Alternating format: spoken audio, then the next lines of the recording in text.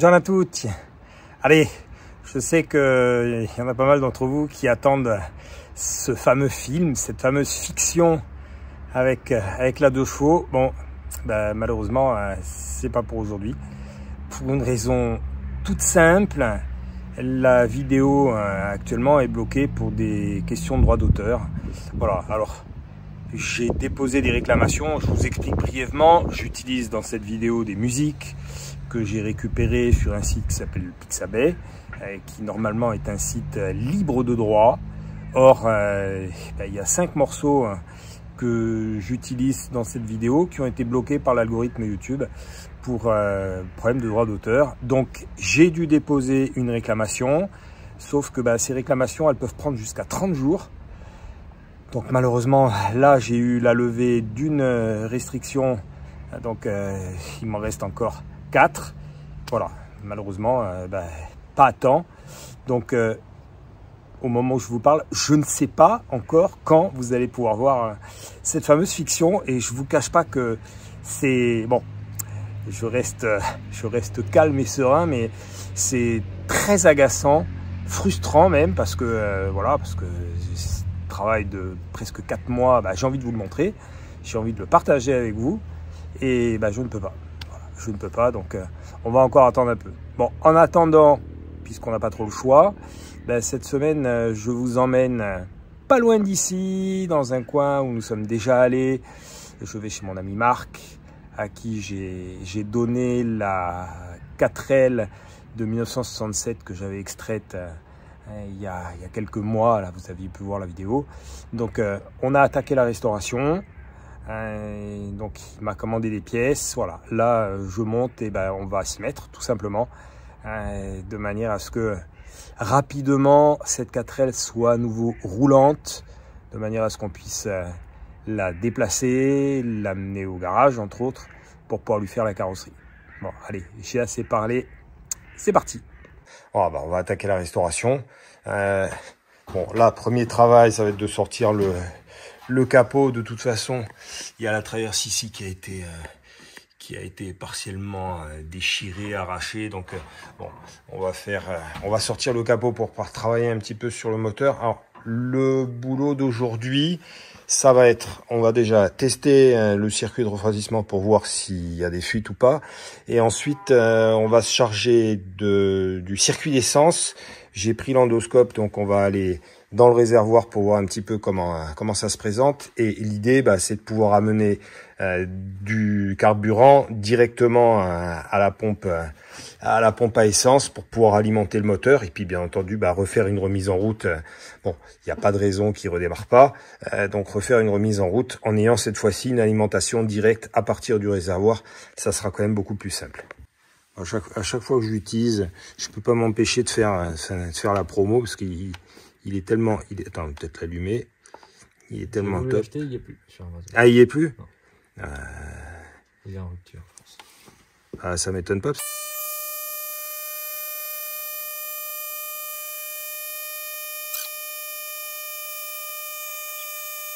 Alors, pour tester si le circuit d'eau était étanche ou pas, pour pas gâcher du liquide de refroidissement et en mettre de partout. Donc là, on l'a rempli d'eau.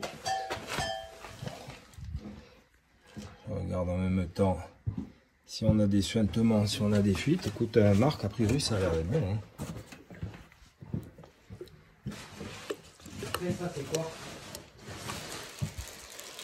Hein. Alors, de mémoire, tu avais le circuit ici qui avait été bouché. Voilà. Donc, si tu as toutes les durites en neuf, c'est tout le circuit d'eau. Tout le circuit d'eau, écoute, c'est quoi, on va le changer intégralement, puisque de toute façon, bon, le radiateur a priori ne fuit pas. Donc on est bon de ce côté-là. Comme ça, on change toutes les durites, ce qui va te permettre, entre autres, d'avoir du chauffage. Ouais. Bon, il y a une entrée qui est conséquente, et la sortie est toute petite. Je regarde quand je bouge, a priori, c'est bien le même. J'ai commandé sur véhicule ancien, c'est super sympa. Véhicule ancien. Je sais plus, je crois que j'avais commandé chez eux une fois. Véhiculeancien.fr. Ouais, mais je crois que j'avais... Ah, je me demande s'ils font pas des pièces pour les estafettes. Et il me semble que je les avais contactés par rapport à l'estafette. Bon, bah, c'est parfait. Allez, on va sortir toutes les durites. Comme ça va nous permettre de vidanger le circuit de son eau. Et puis bah, après, on remplit avec du liquide de refroidissement. Hein. Voilà, bon, là, on a sorti les durites de la pompe à eau. Il y a un petit peu d'oxydation, donc on va essayer de l'évacuer en partie. Et puis on verra plus tard s'il faut la changer. Non, effectivement, il y avait de quoi évacuer. Voilà, là tu sais quoi, on va en remettre encore. Remets encore de l'eau, comme ça on évacue le plus possible. Vas-y, dans l'entonnoir, ouais. Vas-y, tu peux y aller. Ah, bon. Encore. Vas-y. Ça, tu vois, c'est... Faut mieux que ça sorte bien. Ah oui, mieux que ça sorte, c'est clair. Il y en a encore beaucoup, hein. Bon, écoute, on verra de toute façon. Bon, il est fort probable que la pompe à eau, dès que tu vas commencer à faire tourner le moteur, enfin à le faire monter en température, il est probable que la pompe à eau, elle fuit. Hein. Vu le nombre d'années d'inactivité. Mais bon, écoute, déjà dans un premier temps, si ça lui fera pas de mal qu'on fasse tourner tout le circuit, parce que même dans le moteur, des dépôts, il va y en avoir, ça sera l'occasion de bien nettoyer l'intérieur. Voilà, je crois qu'il était grand temps qu'on les change, tes durites. Celle-là, elle a plus que son compte. Tu vois, je pense que c'est par là que le circuit de refroidissement a fini par se vider.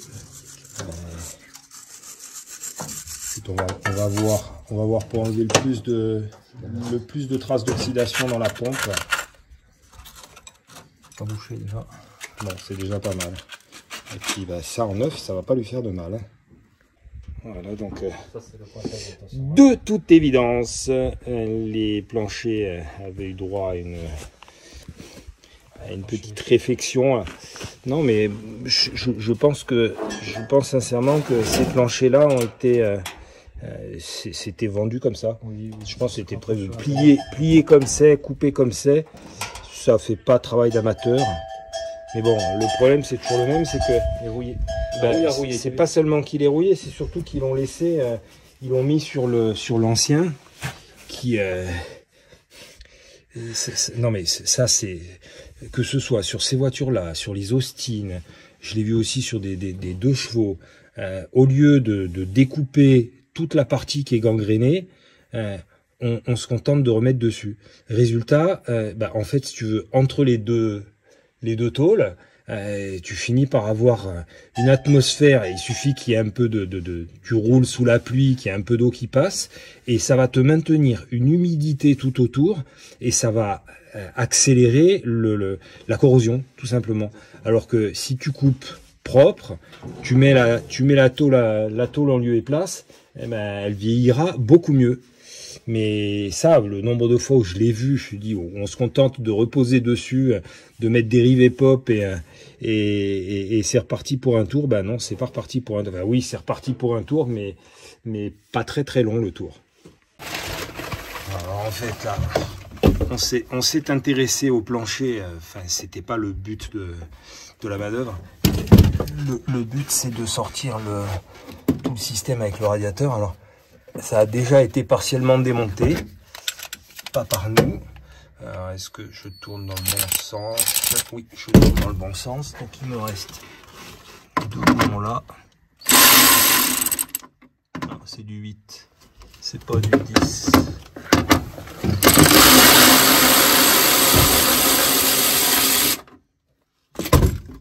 En fait, les boulons de 8 maintiennent le cache. Bon, je te confirme ce que je t'ai dit. Tu vois, voilà, la deuxième durite. La deuxième durite, elle est là. Donc, et effectivement, elle a été coupée. Donc, et l'autre, la dernière, celle qu'on voit sortir dans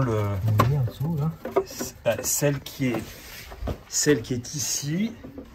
je me demande si ça n'est pas une durite pour faire la purge. C'est-à-dire que doit y avoir un embout, logiquement un embout avec un petit bouchon de purge. Je l'ai sur la R16 et ça me parle. Voilà, donc là on est en train de démonter donc le collier, la durite qui avait été Pas le tourner. Alors, attends, tu veux que je te donne un coup de main? C'est mieux quand tu desserres. Ouais, c'est clair que c'est mieux quand tu desserres. Mais tu sais que parfois, alors, gaucher, moi. Ça, je fais toi, alors, mais détrompe-toi, tu sais que parfois, quand il y a un truc qui est grippé, ça m'arrive effectivement de le serrer en premier pour le desserrer derrière. Et parfois, un petit coup de serrage suffit à débloquer, à faire pénétrer le dégrippant, et ensuite ça fonctionne, tu arrives à tout sortir.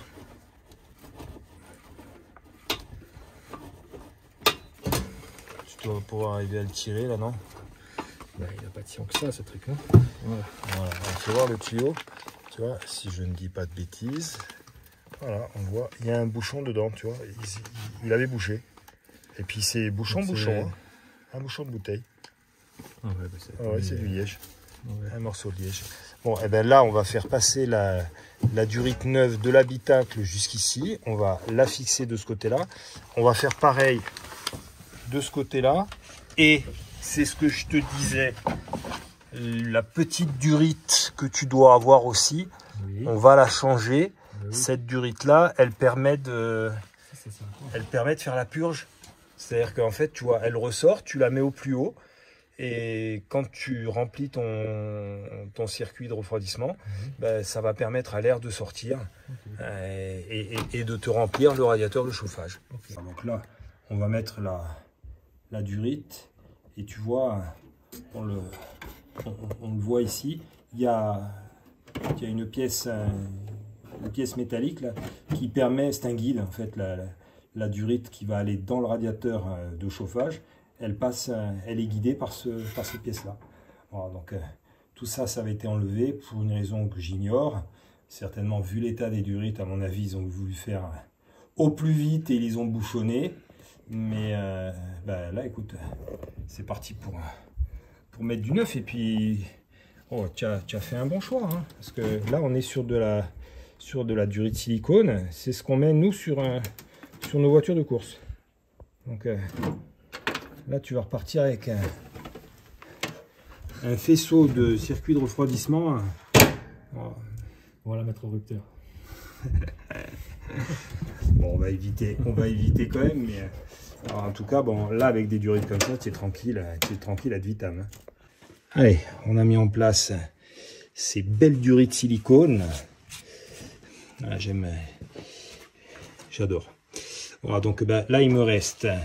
Ah, on a la durite du vase d'expansion, donc que Marc est en train de me sortir. Et puis la petite durite pour la purge ici. Là par contre la purge je l'ai pas. Écoute, on mettra une vis en attendant. Bon, on va bien en trouver sur une épave, on va bien finir par en trouver une. Va. Et puis donc là l'autre durite, celle du bas. Elle est à l'intérieur, donc il faut que je passe à l'intérieur pour remettre les colliers. Et on va être bon, on va pouvoir mettre le liquide de refroidissement dans le circuit. Allez, j'ai installé la station électrique portative, là.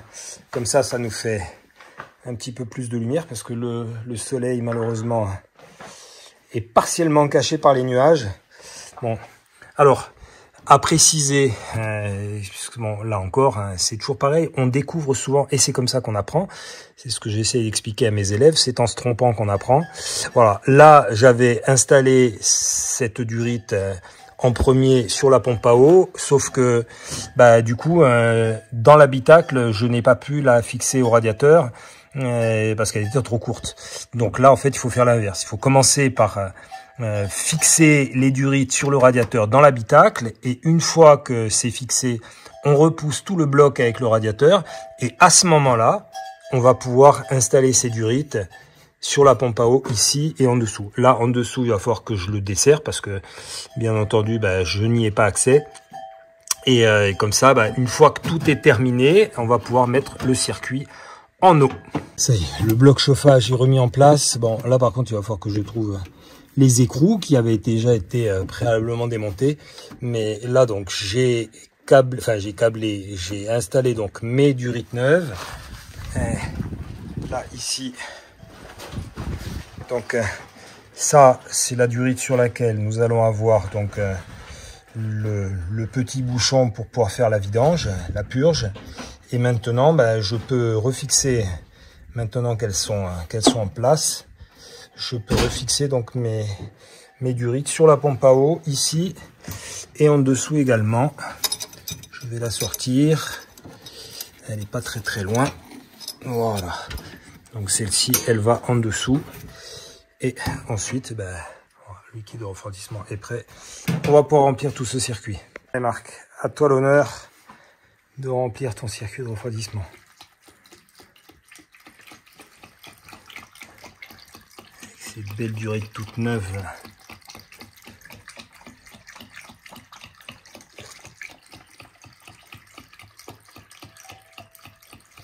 Capacité là, je crois que... Oh, à mon avis, il y a moins de 5 litres. Hein.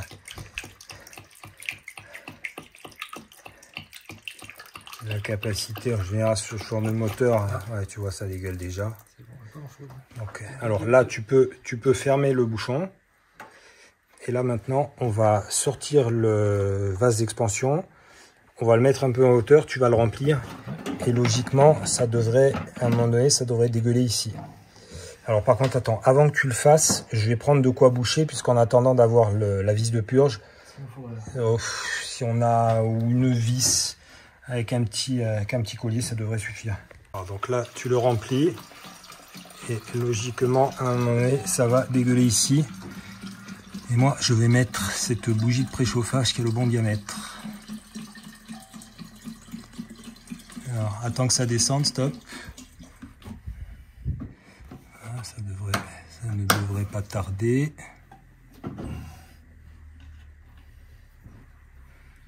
Ça a un petit courant d'air.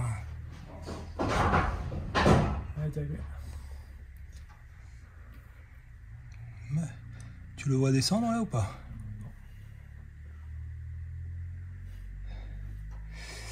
Alors, je réfléchis. Pourtant, là... Alors, tu sais pourquoi ça prend du temps? Je pense que c'est parce que on a laissé le thermostat. Du coup, ça doit bloquer la circulation du liquide de refroidissement ici. Donc, le niveau, il va se faire par ce principe de vase communicant, donc par la durite du bas. Et je pense que c'est pour ça que c'est plus lent. Parce que logiquement, ton niveau, il doit descendre. Non. Si tu ouvres là, ça va pas le faire, ça va dégueuler. Non, là, il faut le laisser comme ça, on va attendre.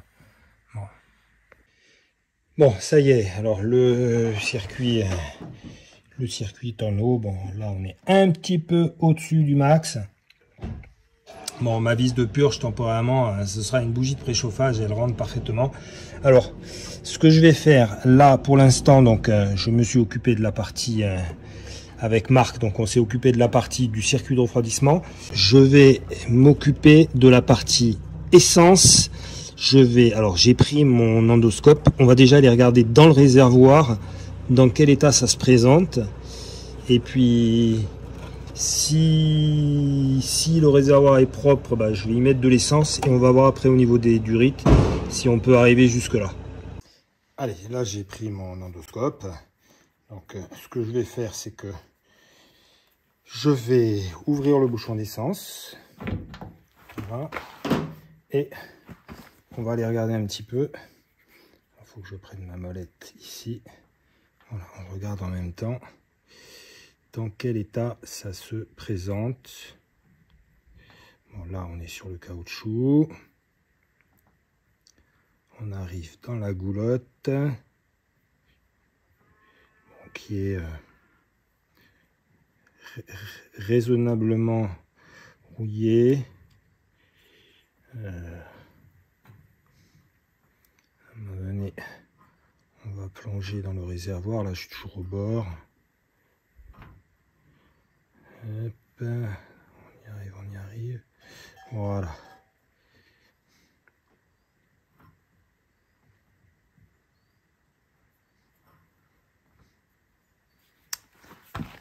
Bon, c'est pas simple, pas simple. A priori, ma tête, non, elle n'est pas bloquée. Mais je suis pas au bon endroit. Et puis alors, il y a une poussière sur mon écran. Qu'est-ce que j'arrive à voir sur mon endoscope? Pour l'instant, pas grand-chose. Bon, je vais le repositionner. Avec les deux mains, ça va être plus simple. Bon, en fait, j'avais la tête de mon endoscope qui était sale. Du coup, on n'a pas vu du tout où ça allait. Alors, je pense que j'ai à nouveau sali ma tête. C'est pas simple. Bon, je vais la ressortir. Je vais la renettoyer. Alors, effectivement, là, tout est trouble. La tête, elle est pleine. Ce sont des résidus de carburant. Tiens, on me voit à l'image. Bon, allez, on va essayer. Je sais pas si je vais arriver, parce que le problème c'est que quand je descends, il faudrait que j'évite de gratter les bords de la goulotte. Bon, je vais la mettre droite. Je pense que les dépôts, on les prend quand je descends. Comme il y a 2 coudes,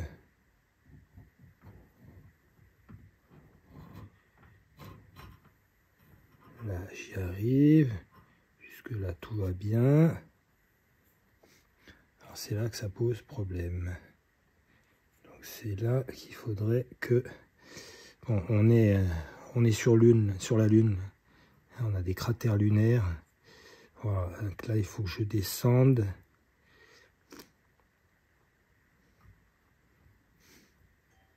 Et là j'ai l'air d'y arriver.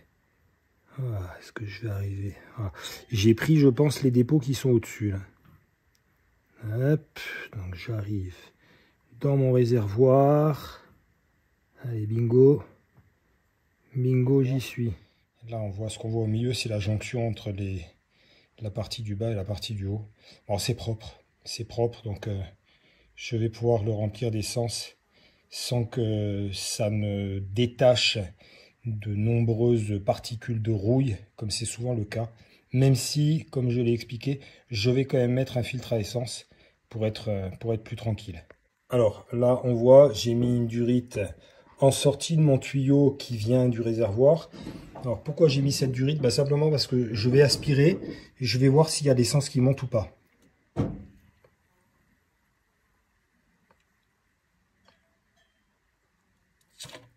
Bon, allez, la bonne nouvelle, c'est qu'a priori, donc, mon tuyau n'est pas bouché. Bon, on voit à la couleur de l'essence que c'est une essence qui est là depuis bien longtemps.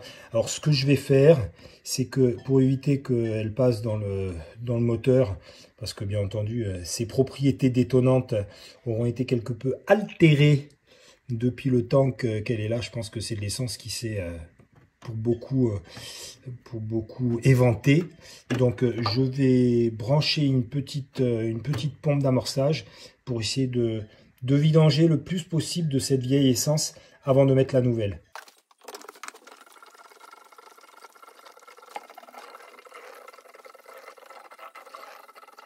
Alors là, j'ai partiellement amorcé le circuit. Là, on voit l'essence propre dans la durite.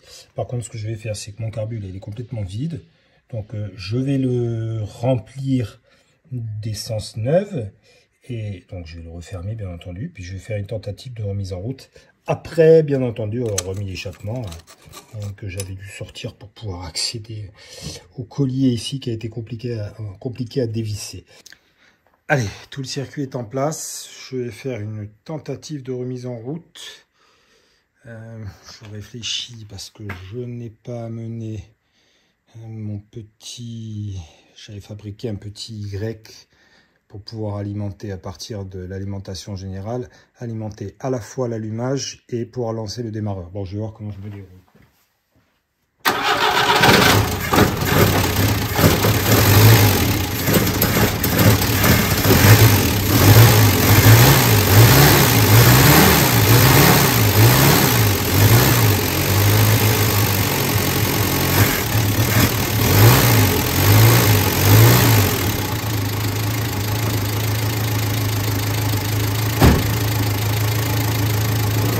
Bon, par contre, l'essence monte, mais elle monte pas bien vite. À mon avis, il y a un souci soit avec la pompe. Alors là, ça monte pas. Bon, je vais l'arrêter avant qu'il se calme.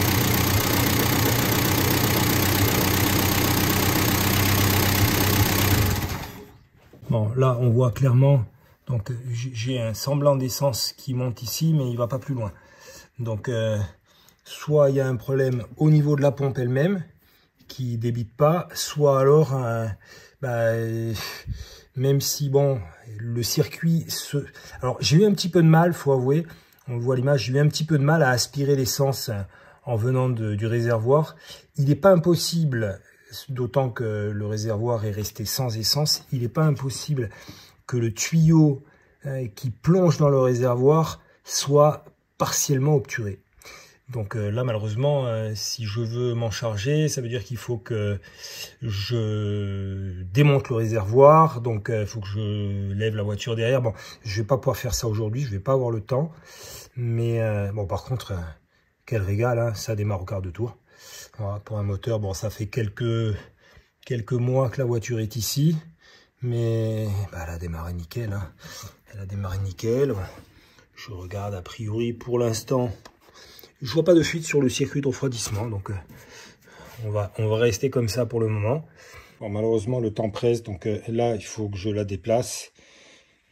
Donc bon, j'ai mis une petite poire, là, ça passe par la pompe. Alors, donc mon fil d'alimentation, c'est celui-ci. Donc là, ce que je vais faire, c'est que je vais coincer le fil d'allumage dessus. Voilà. S'il veut bien. C'est pas facile de se débrouiller à une main en tenant le téléphone. Allez, je coupe, ça va être plus simple. Une fois que j'ai enquillé ça, le deuxième c'est celui qui va alimenter le démarreur. Donc à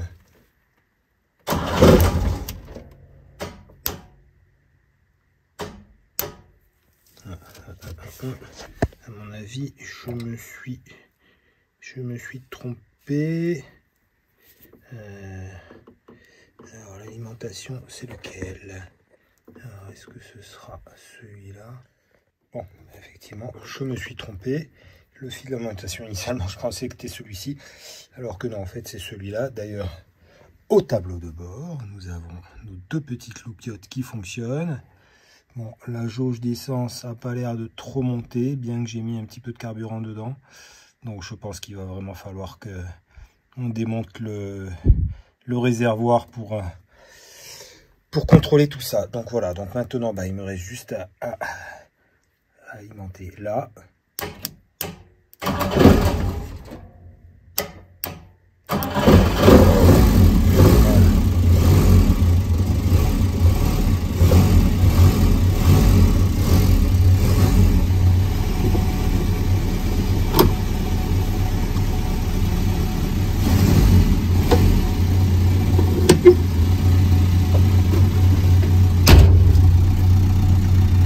Alors, marche arrière.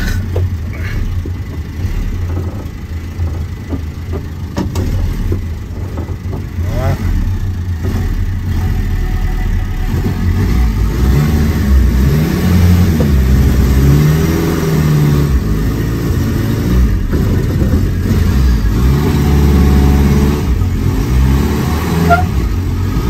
Difficile de déplacer une voiture avec deux pneus complètement à plat.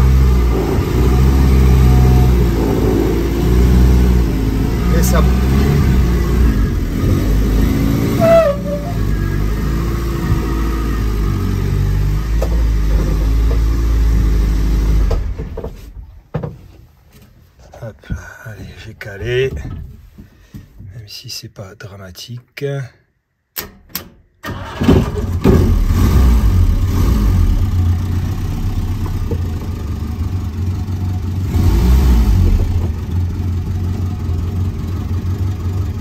Bon, on voit qu'on est sur une dynamo, parce qu'à bas régime, la dynamo elle clignote. Dès que j'accélère un peu, elle s'éteint. Donc vous voyez que la dynamo fonctionne. Bon, ma jauge ici, bah, je ne sais pas pourquoi. Bon, 94 723. Bon, il est fort probable que ce soit son kilométrage. Après, il faut avouer, le moteur il tourne vraiment nickel.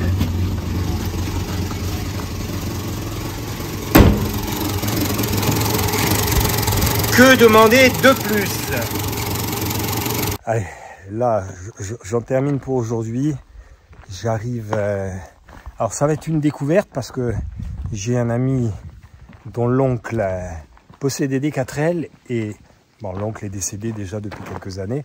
Et son neveu m'a expliqué où elles étaient. Donc là, je suis au milieu des vaches. Et je vais aller essayer de trouver ça. Alors, on va pas déranger ces dames pendant qu'elles mangent. Un petit veau. Alors, je suis censé faire une 50aine de mètres sur la piste. Elles ne sont a priori pas très loin.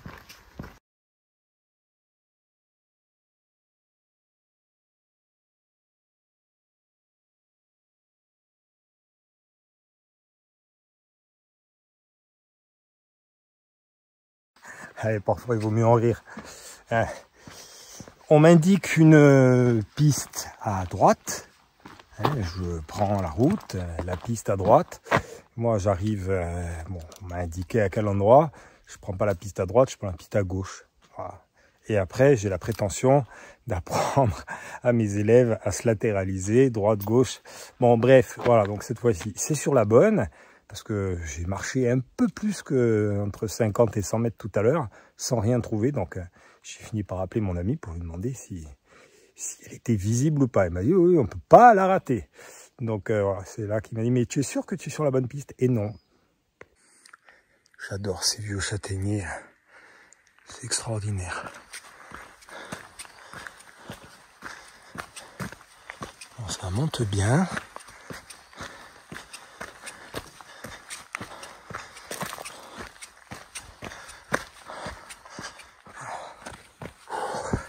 Ça grimpe, ça grimpe. Ah, ouais. Bon, effectivement, on ne pouvait pas la rater.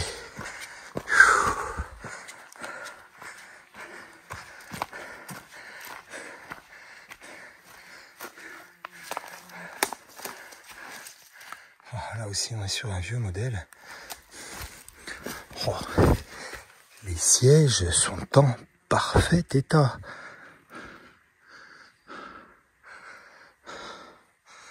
Je pense que ça, il va falloir qu'on les récupère.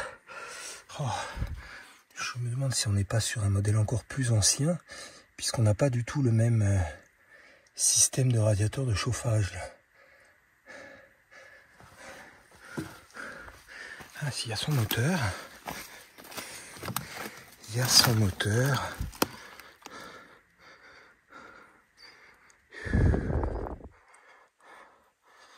Vase d'expansion, tiens. Ça, le petit ressort qui n'est pas sur l'autre, c'est des choses qu'on peut récupérer, ça.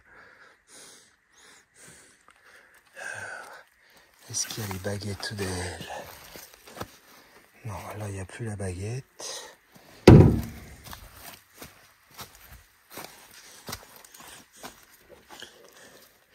Je regarde en même temps. Là, il y a la baguette sur la porte.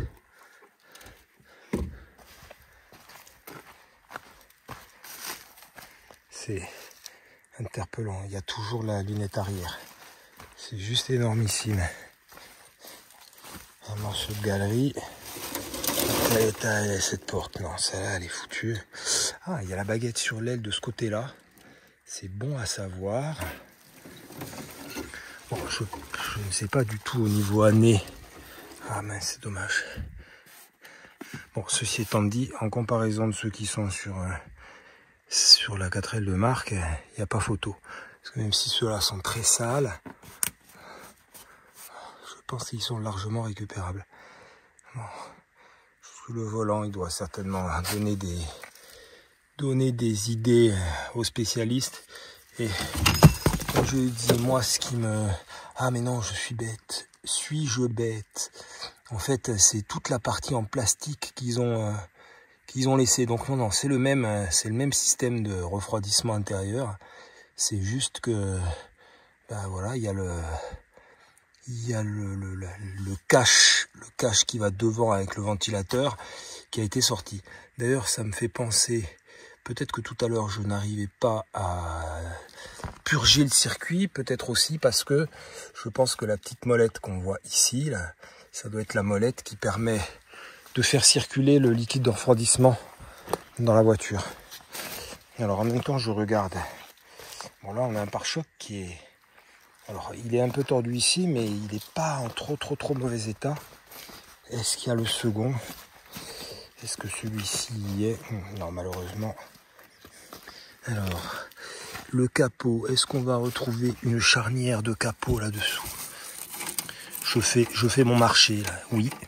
Il y a possibilité de récupérer une charnière de capot, donc je pense qu'il doit y avoir l'autre. Le capot, vous l'avez compris, il est là-dessous.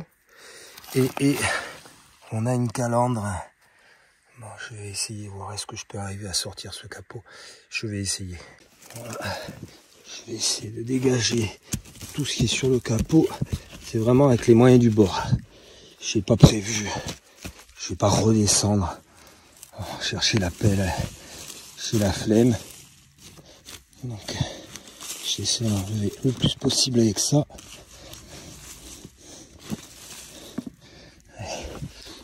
Commence à bouger, je vais y arriver. Allez, j'ai réussi à l'évacuer. Alors, on est de toute évidence sur un vieux modèle, avec des traverses comme celle-ci. Oh, c'est fou. C'est fou parce qu'il doit être planté là depuis des décennies.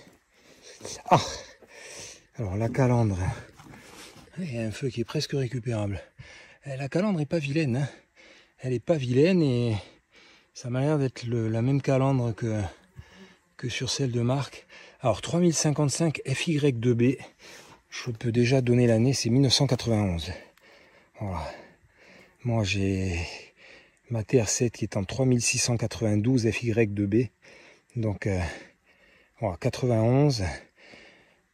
Donc en 91 a priori elle roulait. On est en 2025. Bon, je sais pas combien de temps elle a roulé après 91, mais bon, ça ne m'étonnerait pas que ça fasse au moins 20 ans qu'elle soit là. Voilà, ben on regarde le capot. Il est un petit peu plié là, mais franchement, c'est ce que j'appellerais un capot parfaitement sauvable. Voilà, la seconde, elle est là. Oui, je vous confirme, il y a une voiture là-dessous. Il y a une voiture là-dessous. La voit pas. Alors on va tourner un peu. J'adore. Eh oui. Elle est bien là. Elle est bien là. Alors on va essayer de se faire un petit passage. Mais avant ça, j'ai une petite fringale. Ça creuse de devoir marcher comme je le fais. Et je vais essayer de passer par en dessous. Allez.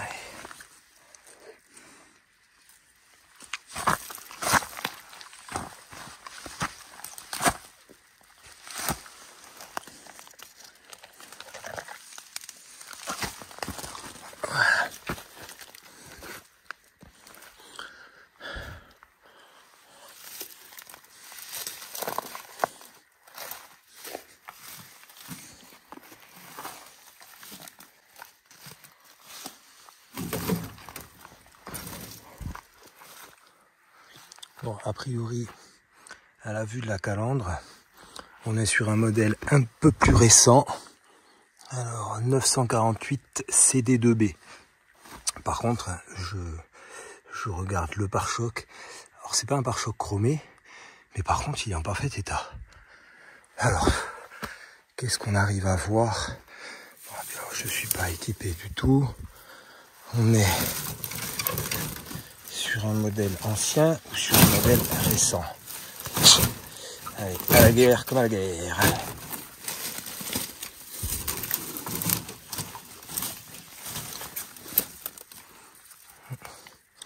A priori, on est sur un modèle récent. Je ne vois pas de charnière extérieure. Donc, bon, l'intérieur m'a l'air d'être en piteux état.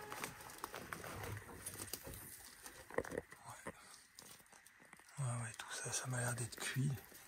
Alors, je sais pas si on a un perso. Bon, de toute évidence, il manque pas mal de pièces là aussi. Alors, est-ce que je vais arriver à passer une main pour essayer d'ouvrir le capot? Là, il y a des ronces de partout.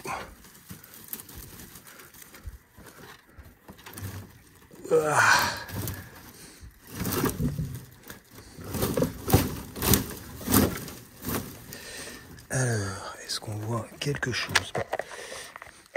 On est a priori... On est sur un... Ça m'a l'air d'être un Billancourt. Je vais changer de main. Ça va être plus simple. Je suis épaté par l'état de conservation. Là, on a un compartiment moteur qui est franchement nickel. Un capot, bon, nouvelle génération, mais qu'il est tout autant. Oh là là, c'est impressionnant. Hein. C'est impressionnant. Je ne parle même pas de ce côté-là, qui lui aussi est franchement nickel. Bon, oui, il y a les bosses classiques. On va faire un peu de carrosserie. Voilà, c'est comme neuf. C'est énorme. C'est énorme. Voilà, donc on a bien un Billancourt. Ah, alors je faisais la remarque tout à l'heure à Marc, justement, qui avait sur son moteur, en dessous de la pompe à essence, qui avait une pièce qui, selon moi, permettait de mettre un filtre à huile. Alors, effectivement, voilà, on est dessus. Donc, s'il veut mettre un filtre à huile sur son Billancourt, il sait par où passer. Bon, il y a même le démarreur, ça vaut le coup, ça vaut largement le coup d'être récupéré. Alors, ça tombe bien, parce que j'ai un abonné, Ange, qui va se reconnaître, hein, c'est un insulaire. Il m'a amené la dernière fois tout un tas de clés. Il a travaillé longtemps chez Renault. Et il m'a amené tout un tas de clés qui ont des formes plutôt biscornues.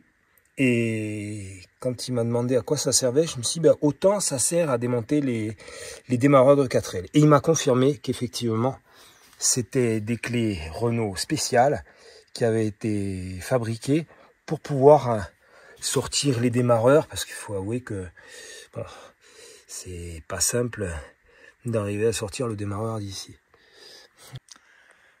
Bon, du bord de la route, enfin de la piste, il faut avouer que il faut avoir l'œil quand même pour tomber dessus. Elle est complètement ensevelie par la végétation. Ça, bon, c'est clair que là, une extraction me semble, je ne vais pas dire compromise, mais me semble compliquée. D'autant que là, elle est tankée contre l'arbre. Non, sincèrement, ça va être compliqué si on veut la sortir d'ici. Bon, dans tous les cas, si on veut la sortir d'ici, il faudra nettoyer. Il faudra sortir la première qui est pas loin. On entreaperçoit là-bas. Bon, on va voir ce qu'on peut faire. Mais comme on dit, à l'impossible, nul n'est tenu.